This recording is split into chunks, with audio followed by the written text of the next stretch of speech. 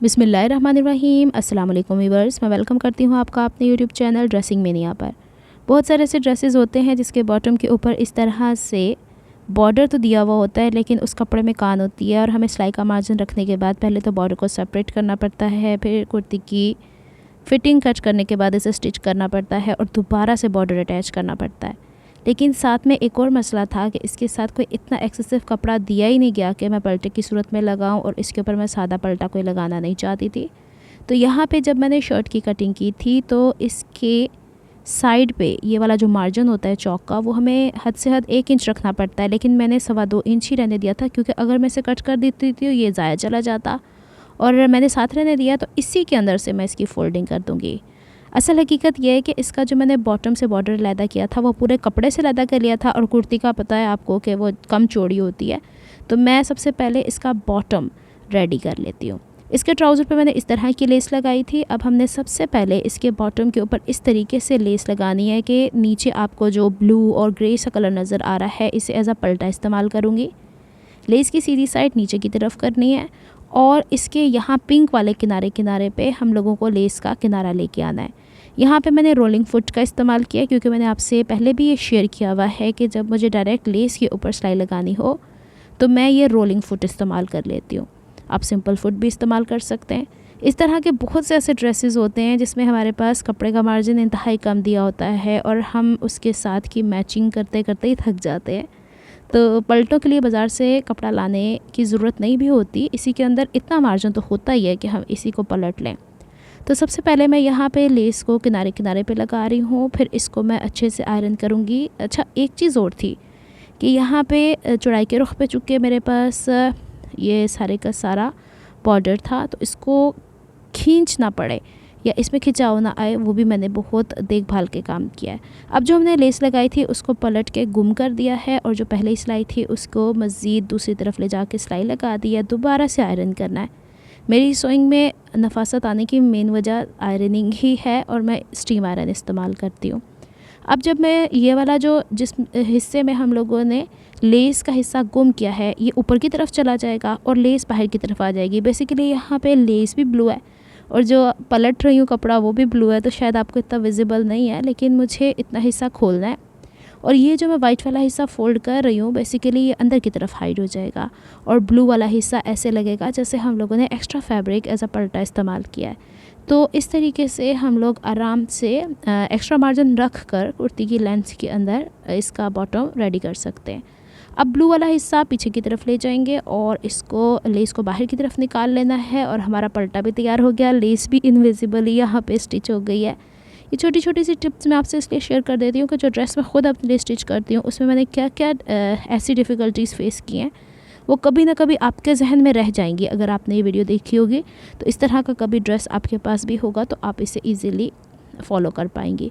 अच्छा, एक बहन का कमेंट आया था एक पहली वीडियो में कि आप डबल साइडेड टेप को इस्तेमाल करने का तरीका भी बताएं, क्योंकि हम जब इस्तेमाल करते हैं उसमें चुन्नटें आ जाती हैं। सबसे पहले ये कि आप लोगों ने जितने धागे होते हैं उसे कट कर लिया करें, और यहाँ पे डबल साइडेड टेप आपने तब इस्तेमाल करनी है अगर आपने पहले इस्त्री इस्तेमाल की है कपड़े के ऊपर, तो कभी भी डबल साइडेड टेप मत रखिएगा। जल्दी से मेल्ट हो जाती है, टूट जाती है, पिघल जाती है, वहीं पे चिपक जाती है। तो थोड़ा सा ठंडा करने के बाद देखा है आपने, मैंने आराम से उसको इसके अंदर रखा है। मेरे ख्याल में आपसे भी शायद ये मिस्टेक हो जाती है जिसकी वजह से उसके अंदर बबल्स बन जाते हैं। तो एक पूरी तह मैंने अंदर रखने के बाद, और उस हिस्से में तह रखनी है जिस हिस्से में कपड़े ने ऊपर चिपक जाना है। इस्त्री की तरफ कभी मत ये लेकर आएगा, इसके करीब भी मत लेकर आएगा, इसकी हीट से भी मेल्ट हो जाती है। तो ये हमारा तो बॉटम तैयार हो गया है। अब यहाँ पे मेरे पास एक और बॉर्डर था साइड से निकला हुआ। अतः इस शर्ट पे मैंने बैन और सामने की तरफ पट्टी बनाई है, तो ये हाफ़ तो वहीं पे यूज़ हो गया था। बाकी अब ज़ाहिर सी बात है जहाँ पे मैं इसको जॉइंट लेस इस्तेमाल करूँगी तो उसके भी तो किनारे छुपाने हैं ना, तो इसको मैंने 2 हिस्सों में डिवाइड कर लिया है। एक हिस्सा थोड़ा चौड़ा रह जाएगा, एक थोड़ा पतला रह जाएगा, लेकिन हमारा काम यहाँ पे हो जाएगा। हम लोगों को सीढ़ी लेस छुपानी है, यानी इसके किनारे। अब क्या करना है कि सीढ़ी लेस का सीधा हिस्सा नीचे रखना है, और जो हमारा बॉर्डर है उसके जो ब्लू नज़र आ रहा है आपको, अगर तो आप चाहती हैं तो इसके ऊपर पलटा रख के इस तरीके से तीनों चीज़ें एक ही साथ असम्बल कर दें।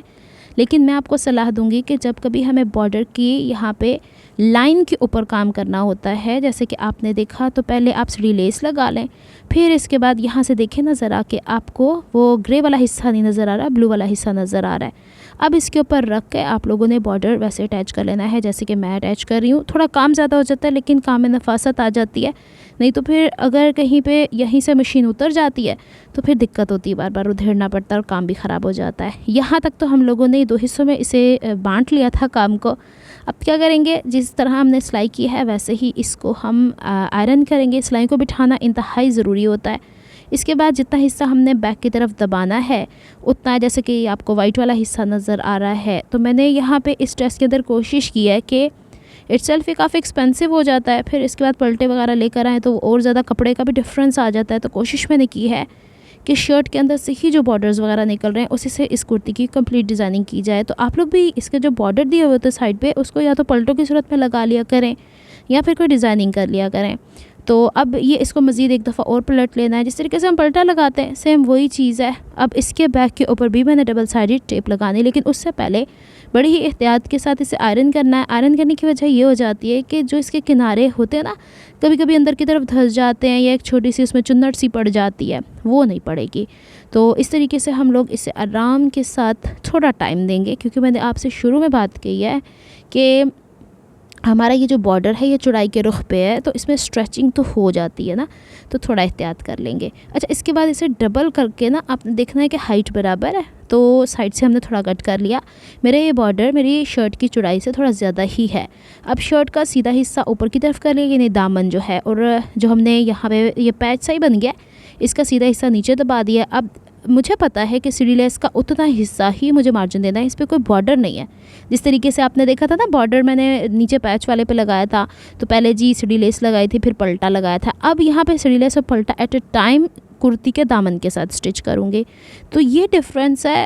आराम से ये काम भी हो जाएगा। अच्छा, यहाँ पे अब अगर आपकी सिलाई खिंचती है, कुछ बहनों ने ये भी कहा था, तो आप ये देखें कि जब दामन पे आप लगा रही हैं ना, अपने लेस को भी नहीं खींचना और पलटे को भी इतने ज़्यादा खींचने की ज़रूरत नहीं है। तीनों चीज़ों को आप थोड़ा रिलैक्स देना, तो तभी तो वो अपनी पोजीशन लेगा। सिर्फ लंबाई के हिस्से में आप थोड़ा सा बहुत खिंचाव दे सकती हैं। चौड़ाई पे जहाँ पे आपने सिलाई लगानी है, तो आपने इसमें खिंचाव दे के सिलाइयाँ नहीं करनी होती, नहीं तो फिर वैसे ही वैसे उसमें जिगजैग सा झोल आता है। अब देखें, जैसे हमने सिलाई की वैसे ही हम लोगों ने उसे आयरन किया। जितना हिस्सा मुझे बैक की तरफ फोल्ड करना है, अब देखिए ये वाला जो है बॉर्डर, इसमें मैं पिंक हिस्सा भी दिखाना चाह रही हूँ। तो हर एक का डिफरेंट स्टाइल होता है, और उसको पलट के इसके बैक के ऊपर डबल साइड टेप लगा देनी है। यहाँ तक तो हमारा बैक का हिस्सा भी फिनिशिंग से तैयार हो गया। ये देखिए डबल साइडेड टेप यहाँ पे मैं रख रही हूँ उस जगह पे जो हिस्से चिपक जाने हैं। कोशिश ये करनी है, दोबारा बार बार कह रही हूँ, इस्त्री पे चिपक जाती है तो इस्त्री बहुत तंग करती है और बड़ी आसानी से नहीं निकलता ये। यहाँ तक हो गया जी हमारा काम। अब हम चूँकि शर्ट साइड की फ़िटिंग हो चुकी थी, तो मैंने इसे सेंटर से फोल्ड करके साइड वाला हिस्सा ऐसे निकालना है। खोल के देख लीजिएगा, ऐसे जैसे थोड़ा बड़ा कम है तो आपने दोबारा इसे इस तरीके से मैनेज कर लेना है। इसके बाद मैं एक हिस्सा चौक को आपको फोल्ड करने का बता रही हूँ, बाकी 3 हिस्से आपने ऐसे ही करने हैं। बस ध्यान रखना है फ्रंट और बैक का दामन एक जितना चौड़ा होगा, लंबाई तो एक जितनी बराबर पहले ही हम कर चुके हैं ना बॉर्डर्स लगा के, क्योंकि फ्रंट और बैक पे एक जैसे बॉर्डर लगा है।